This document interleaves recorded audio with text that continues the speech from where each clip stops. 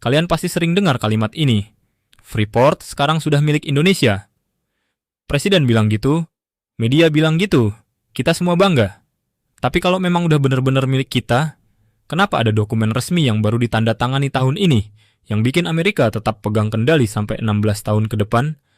Ada yang nggak beres dari cerita kemenangan ini. Dan hari ini, kita bongkar tuntas, sampai ke akar-akarnya. Kita mundur dulu ke tahun 1967. Waktu itu, Indonesia baru saja lahir dari gejolak politik, dan pemerintah butuh investasi asing masuk secepatnya. Freeport-McMoran dari Amerika jadi salah satu yang pertama tanda tangan kontrak karya, dengan komposisi saham yang jomplang banget.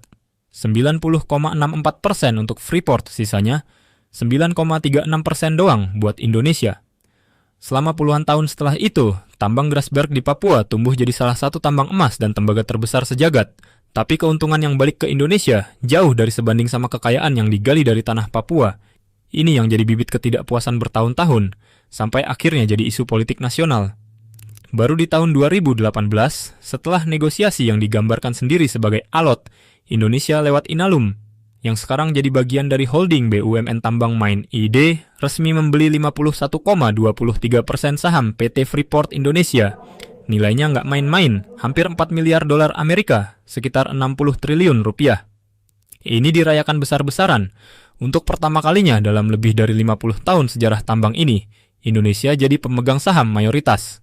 Tapi sebelum kita bahas soal kesepakatan barunya, kita harus paham dulu apa yang terjadi September 2025, karena ini yang jadi latar belakang penting kenapa negosiasi baru ini muncul. Tanggal 8 September 2025, terjadi insiden longsoran material basah di tambang bawah tanah Grasberg Block Cave. Operasional terganggu parah. Produksi yang diproyeksikan 700.000 ton tembaga di tahun 2026 harus direvisi turun jadi 478.000 ton saja, anjlok sekitar 35%.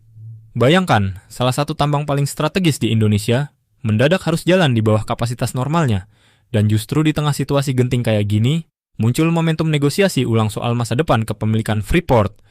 Februari 2026, di Washington DC, pemerintah Indonesia dan Freeport-McMoran menandatangani nota kesepahaman baru. Dan disinilah bagian yang menurut aku wajib kalian tahu. Dalam kesepakatan ini, izin usaha pertambangan khusus Freeport diperpanjang sampai tahun 2041. Dan yang menarik, Freeport-McMoran dipastikan tetap memegang 48,76% saham selama itu juga, sampai 2041. Baru setelah itu, mulai 2042, porsi mereka baru turun jadi sekitar 37%, lewat tambahan divestasi 12%. Artinya apa? Indonesia baru benar-benar naik ke 63% kepemilikan itu, 16 tahun lagi dari sekarang. Coba kita pikir bareng-bareng. Kalau 51% tahun 2018 itu udah dibilang mayoritas penuh sudah milik kita, kenapa masih perlu dinegosiasikan sedetail itu? Sampai ke angka persis di tahun 2041 dan 2042. Kenapa Amerika seolah dikasih semacam jaminan tetap punya kursi kuat di meja itu, sampai belasan tahun ke depan? Ini bukan berarti Indonesia dibohongi mentah-mentah. Tapi ini menunjukkan satu hal penting. Mayoritas saham di atas kertas itu beda jauh sama kontrol penuh di lapangan. Sekarang, mari kita bawa ini lebih dekat ke kehidupan sehari-hari. Karena isu Freeport itu bukan cuma soal angka saham di Jakarta dan Washington. Meski produksi turun akibat insiden longsor, proyeksi setoran ke negara tahun 2026 tetap tinggi, sekitar 2,9 miliar dolar Amerika. Ini bisa terjadi karena harga emas dan tembaga dunia lagi melambung tinggi. Jadi meski barang yang digali lebih sedikit, nilainya tetap besar. Tapi pertanyaannya, kemana larinya uang sebesar itu? Idealnya, ini masuk lewat pajak, royalti, dan dividen, yang seharusnya dirasakan juga oleh masyarakat Papua, bukan cuma jadi angka di laporan keuangan negara. Sejarah panjang Freeport ini juga selalu diwarnai isu ketimpangan, mulai dari kesejahteraan pekerja tambang, dampak lingkungan, sampai porsi keuntungan yang benar-benar sampai ke tanah asalnya. Jadi kalau kita cuma bahas soal persentase saham doang, kita kehilangan gambaran yang lebih besar. Apakah kekayaan sebesar ini benar-benar menetes ke masyarakat yang tanahnya digali?